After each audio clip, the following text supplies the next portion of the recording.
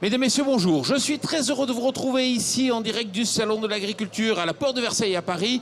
On va s'intéresser à l'agriculture, on va s'intéresser aux cultures, on va s'intéresser à la protection des cultures et on va parler de quelque chose dont on parle beaucoup aujourd'hui, ce sont les produits de biocontrôle. La vraie question, c'est de savoir, entre Stéphane Le Foll qui parle beaucoup des produits de biocontrôle, est-ce que c'est uniquement un effet de mode, un effet de pub, ou est-ce que c'est déjà une réalité? Un mythe ou une réalité? On va en parler. Et pour cela, je suis en compagnie d'Antoine Herth. Bonjour. Alors, si vous pouvez prendre le micro juste pour nous dire de quel département vous êtes député? Département du Bas-Rhin. Merci beaucoup. Je suis en compagnie d'Étienne Benoît. Bonjour. Bonjour. Alors, vous êtes arboriculteur. Arboriculteur dans la Meuse, près de Verdun. Et Stéphane Ourmani, bonjour. Bonjour. Alors vous êtes chef de marché culture pérenne, mais aussi vous faites des produits biocontrôle chez Filagro, adhérent à l'UIPP.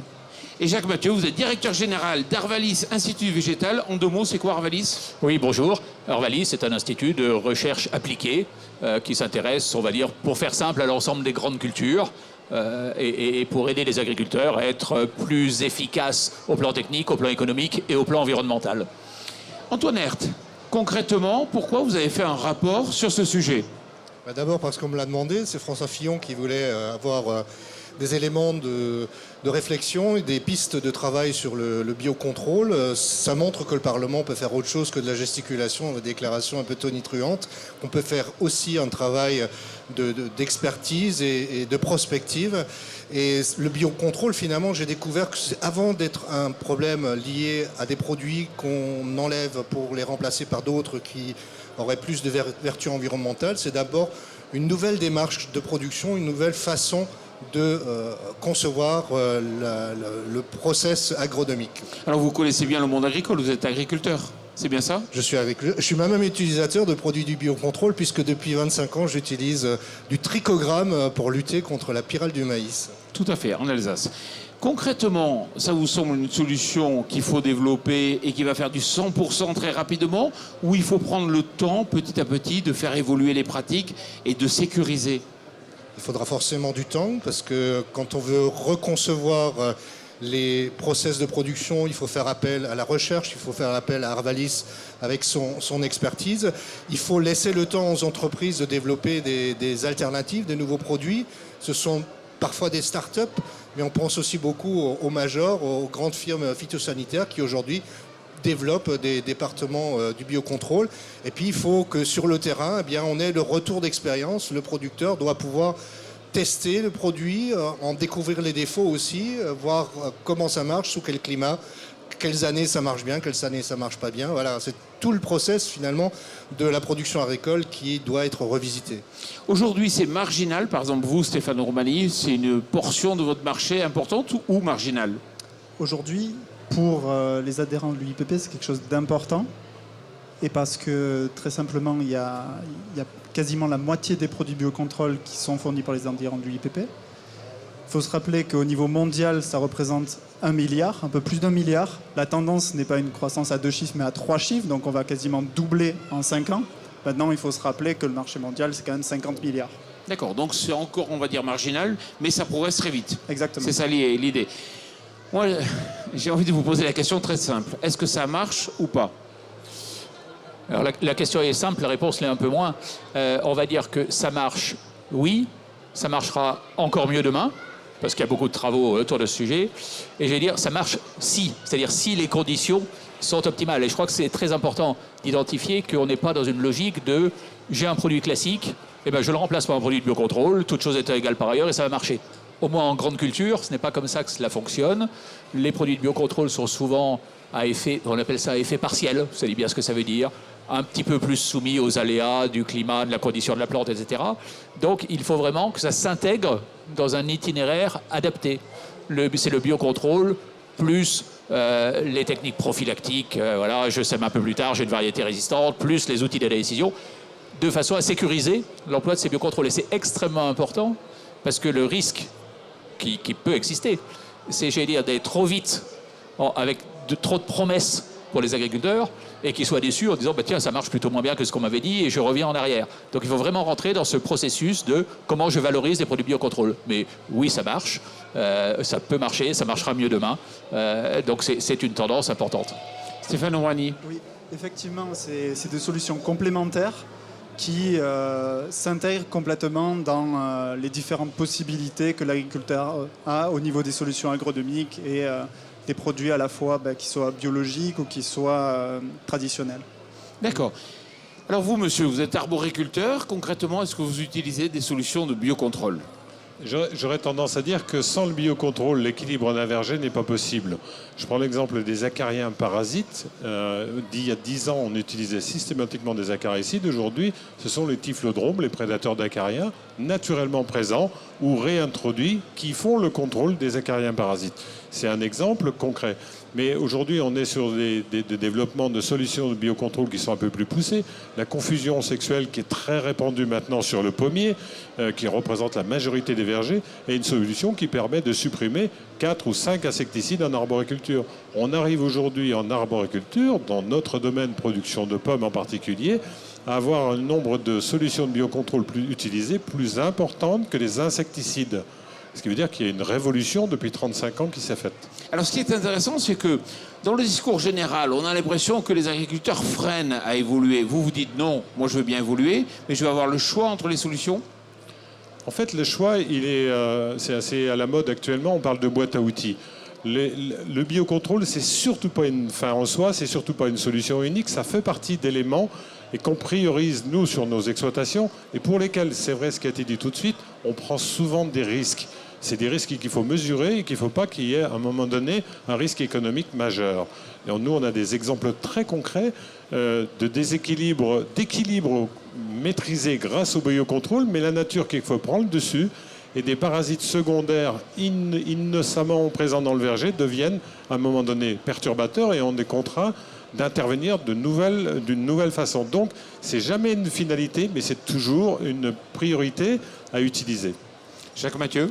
Oui, dans le même esprit, parce qu'on n'a pas défini ce que c'était qu'un produit de biocontrôle et c'est un peu compliqué. Mais on travaille par exemple sur ce qu'on appelle les stimulateurs de défense des plantes. Donc l'idée, c'est au lieu de tuer le parasite, je rends la plante plus résistante. Bon. On a de très très bons résultats connus sur vigne, on a de très bons résultats sur pommes de terre. Et en fait, le résultat, c'est quoi? C'est qu'avec ces produits qui stimulent la défense des plantes, on peut diviser par 2 l'usage des fongicides classiques sur le mildiou.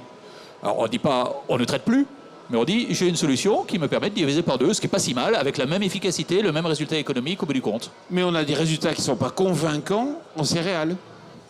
Alors, on a des résultats qui aujourd'hui sont moins convaincants en céréales, c'est vrai, parce que les types de champignons ne sont pas les mêmes. Voilà, hein, le même produit qui est très efficace pour stimuler la défense des plantes sur le mildiou, il marche beaucoup moins bien sur la septoriose du blé, qui est la principale maladie. Ceci dit, on peut rappeler quand même que sur maïs, qui est aussi une céréale, le trichogramme est quand même un des plus importants produits de biocontrôle utilisés. Et qui est utilisé depuis des années, avant même qu'on parle du biocontrôle de façon médiatique. Antoine Herth. Ce que j'avais constaté, c'est qu'en fait, en termes d'efficacité ou de propositions qu'il y a sur le marché, c'est d'abord la lutte contre les insectes ravageurs. C'est là qu'il y a le plus de solutions dans le domaine du biocontrôle. Ensuite, c'est dans le domaine des fongicides.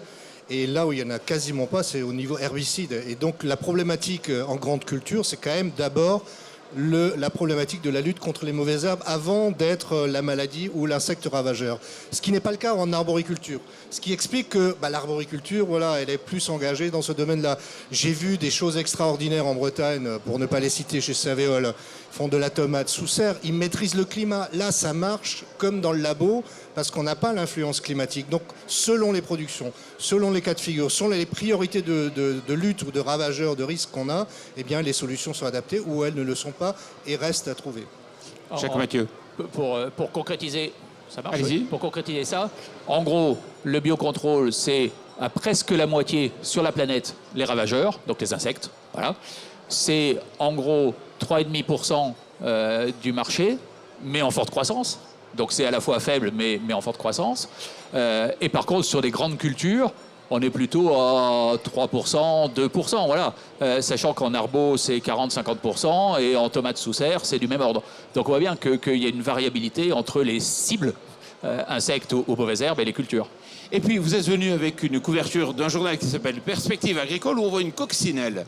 Oui. C'est intéressant parce que, en matière de biocontrôle, tout n'est pas blanc ou tout n'est pas noir non plus. On a introduit des coccinelles qui ont pris le dessus sur les espèces actuelles. Et c'est pour des raisons de biocontrôle. Absolument. Alors la coccinelle, c'est intéressant.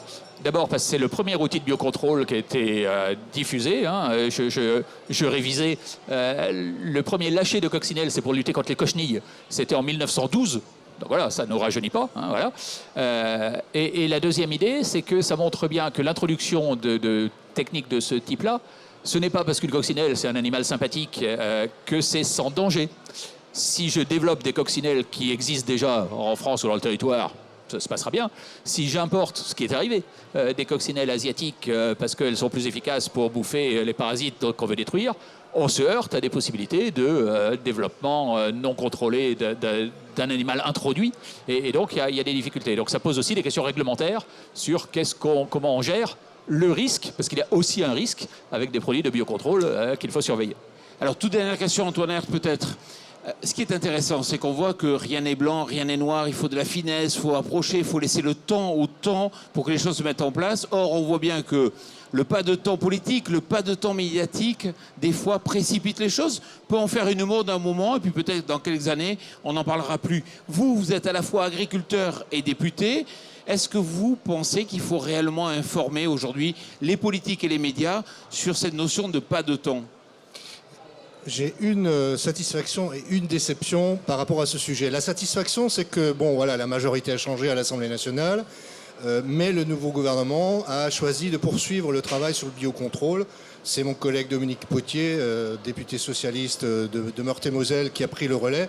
Je suis ravi parce que je me dis mon travail a servi à quelque chose et justement on a réussi à passer ce pas de temps politique. J'ai une déception, c'est l'adoption par l'Assemblée nationale il y a quelques semaines d'une proposition de loi écolo qui interdit les phytos en milieu urbain pour faire court et notamment également en matière de jardinerie. Or c'est le secteur de la jardinerie qui était le plus volontariste, le plus engagé dans la réduction de l'utilisation des pesticides et le développement des alternatives du biocontrôle. On a cassé cette dynamique. Il faut laisser effectivement du temps à ces processus qui sont des processus qui s'inscrivent à l'échelle d'une génération. Il faut que ça, les politiques le comprennent. Alors, sur l'essentiel, ils l'ont compris. Parfois, sur le détail, il y a des ratés. Et on voit qu'effectivement, le système politique, des fois, est peut-être trop dans le coercitif. Il faut faire confiance aux professions pour évoluer. Il y a des fois, il faut agir, mais il faut aussi laisser le temps d'évolution. Allez-y. Et leur donner confiance. Parce que le biocontrôle et toutes les pratiques d'agriculture plus raisonnées demandent à l'agriculteur d'avoir confiance. Et donc, il faut l'accompagner.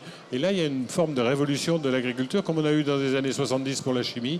Il y a, à mon avis, un accompagnement pour mettre tout le monde en confiance entre les instituts qui sont autour de nous, les sociétés phytosanitaires, et que la recherche également, qui travaille énormément en ce moment, puisse demain proposer de nouvelles solutions que nous, on pourra utiliser beaucoup plus facilement si on est mis en confiance par toutes les expérimentations qui ont été menées.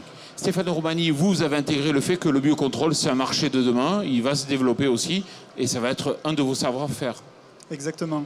Maintenant, il faut se rappeler que pour développer des produits, c'est quand même 10 ans de recherche, plus de 200 millions d'investissements et 200 à 300 études pour arriver à l'homologation. Donc effectivement, ça n'arrive pas en claquant de main, en claquant des doigts, mais on est au début de quelque chose. Messieurs, je vous remercie d'avoir abordé cette question aussi directement. Je vous souhaite bien sûr une bonne fin d'après-midi. Je vous retrouve dans quelques instants pour une nouvelle émission. Vous allez voir, ça va être une émission politique assez animée.